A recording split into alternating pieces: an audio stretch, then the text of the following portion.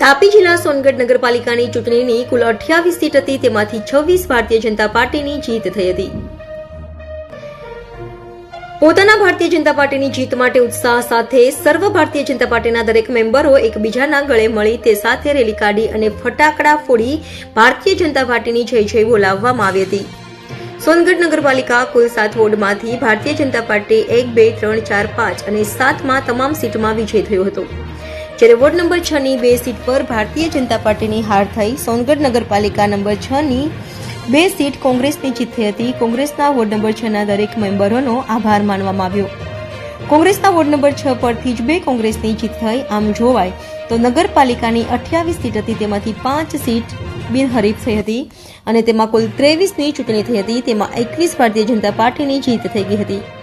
આમ જોવામાં આવે તો 28 સીટમાંથી 26 સીટ ભારતીય જનતા પાર્ટીની જીત થઈ અને 28માંથી 2 કોંગ્રેસની જીત થઈ. નગરપાલિકાની જીતના ભારતીય જનતા પાર્ટીના દરેક જીતનારો સોનગઢ નગરનો ખૂબ ખૂબ આભાર માનવામાં આવ્યો. આ આગળની સીટ કરતા આ વખત નવા 2025ની 5 સીટનો વધારો થયો છે. ભારતીય જનતા પાર્ટી જીત સાથે જિલ્લા તાલુકા દરેક સભ્યો અને સંગઠન સાથે દરેક મેમ્બરોનો આભાર માનવામાં આવ્યો હતો. ભારતીય જનતા પાર્ટીની એ સાથે જિલ્લા પ્રમુખ મયંકભાઈ જોશીએ શું કહ્યું, આવો સાંભળીએ. રિપોર્ટર કલ્પેશ વાઘમારે, તાપી. સોનગઢ નગરપાલિકાની કુલ 28 સીટોની ચૂંટણી હતી, તેમાંથી કુલ 5 સીટો અમે બિનહરીફ ચૂંટાયા હતા અને જે 23 સીટોની ચૂંટણી હતી તેમાંથી આજે અમે 21 સીટો જંગી બહુમતીથી જીતી ગયા છીએ. મયંકભાઈ, આ જે જીત છે એ કોને આભારી માનશો? આ જીત હું સોનગઢ નગરની જનતાને આભારી ગણું છું અને સોનગઢ નગરની જનતાએ જે ખૂબ મતો અમને આપ્યા છે એ બધા સોનગઢની જનતાનો હું આભાર પણ માનું છું. ગત ચૂંટણી કરતા કેટલી બેઠકોમાં વધારો થયો છે?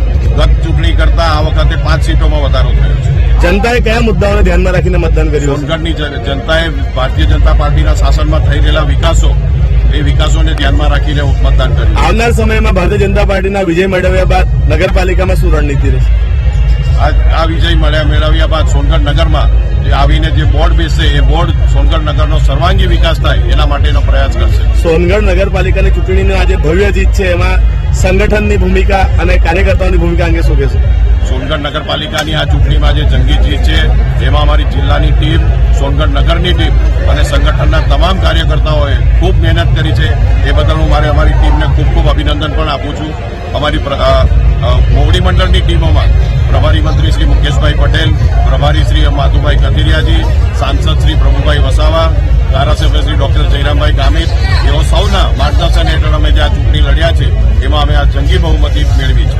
મયંકભાઈ, હવે પ્રમુખ, ઉપપ્રમુખ, કારોબારી એની બધી પ્રક્રિયા ક્યારે શરૂ થશે? એ આગામી અત્યારે આજે જીતેલા ઉમેદવારોના ગેઝેટ થશે, ત્યાર પછી પ્રદેશની આગામી જે સૂચના મળશે એ પ્રમાણે આગળ કાર્યક્રમ ગોઠવાશે. જી, આપને ખૂબ અને કોંગ્રેસી રાજકારણી તરીકે આજે કોંગ્રેસને 2 બેઠકો પર વિજય થયો, ભારતીય જનતા પાર્ટી 26 બેઠકો પર જીતી, ત્યારે શું કહેશે?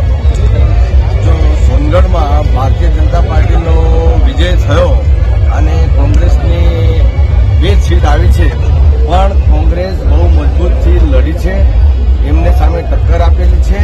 આ તો પહેલા અમારી સીટ ઓછી થઈ ગઈ બિનહરીફ, એમાં અમને થોડો માર પડ્યો અને એનાથી પ્રજા પાસેથી જે અમે અપેક્ષા રાખેલી એટલા મતો નહીં મળ્યા, છતાં પણ પ્રજાએ અમને ઘણો સારો સહકાર આપ્યો છે અને સારી રીતે અમે ઇલેક્શન લડ્યા છે. આવનાર દિવસોમાં હજુ સારી રીતે અમે ઇલેક્શન લડીશું અને ભાજપને ટક્કર આપીશું. આવનાર 5 વર્ષ સોનગઢ નગરપાલિકામાં કોંગ્રેસની અને કોંગ્રેસના નેતાઓની શું ભૂમિકા રહેશે? બસ આવનાર 5 વર્ષમાં કોંગ્રેસના નેતાની ભૂમિકા એ જ રહેશે કે સોનગઢના વિકાસના કામો અને ખાસ કરીને સ્લમ વિસ્તારમાં જે વિકાસના કામો નથી થતા એના પર અમે ફોકસ કરીશું અને સ્લમ વિસ્તારને પણ ડેવલપ કરવા માટે મહત્વની ભૂમિકા ભજવશે. એવા કયા કારણો માનો છો જેના કારણે કોંગ્રેસનો પરાજય થયો?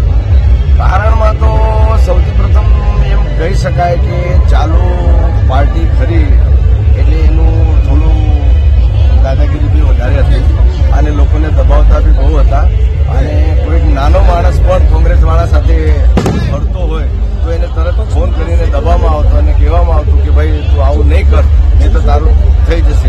એક વ્યક્તિને તો એમ કીધું કે તું જો ભાજપના કાર્યકર્તા સાથે નહીં ફરશે તો તારું આટલું મોટું મકાન છે ને એ સરકારી જગ્યામાં તોડી નાખીશું. આવી રીતે ગરીબ અને સામાન્ય માણસોને બહુ દબાવવામાં આવ્યા ભાજપ તરફથી અને એ ડરથી લોકોએ ભાજપને મત આપ્યો છે, કોઈ દિલથી મત નથી આપ્યો.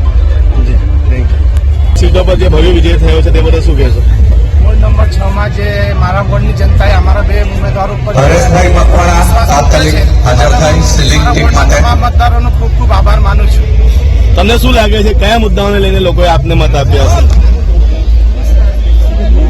મારા પર જે વિશ્વાસ હતો અને મારી જે સ્વચ્છ છબી હતી, ઈમાનદાર છબી હતી, એના પર મારા વોટરે મારા પર વિશ્વાસ મૂક્યો છે એવું મને લાગે છે. આવનાર સમયમાં કોંગ્રેસ પાર્ટી સોનગઢ નગરપાલિકામાં કેવી ભૂમિકા ભજવશે? આવનાર સમયમાં સોનગઢ નગરપાલિકામાં અમે વિપક્ષ તરીકે ભૂમિકા ખૂબ સારી રીતે ભજવીશું અને જે સોનગઢના વિકાસમાં વિપક્ષ તરીકે અમે ખૂબ સત્તા પક્ષને ખૂબ સાથ સહકાર આપીશું. પાછલા સમયમાં એવો ભૂતકાળ રહ્યો કોંગ્રેસમાંથી જીતીને લોકો ભાજપમાં જતા રહે છે. ના, એ વાતમાં તો હું વ્યક્તિગત મારું કહી શકું તો એ વાત મારા માટે તો કોઈ શક્ય જ નથી. સોનગઢ નગરની જનતાને જે અવાજ છે એને ઉપર લઈ જવા માટે અને લોકોના વિકાસના કાર્યો કરાવવામાં સહકાર આપવામાં આપની કેવી ભૂમિકા રહેશે? હું મારું મોવડી મંડળ અને લોકો આ જે મારા વડીલો છે એમનું માર્ગદર્શન હેઠળ જે કોઈ યોગ્ય હશે એવું કામ હું જરૂરથી કરીશ સોનગઢ ગામ માટે. સમગ્ર સોનગઢ કોંગ્રેસ પાર્ટી આપના માટે જે ભૂમિકા ભજવી તે બદલ શું કહેશો? એ કોંગ્રેસ પાર્ટીએ જે મારા પર વિશ્વાસ મૂક્યો છે એ બદલ હું પાર્ટીનો ખૂબ ખૂબ આભાર માનું છું. જી, આપને પણ ખૂબ ખૂબ અભિનંદન.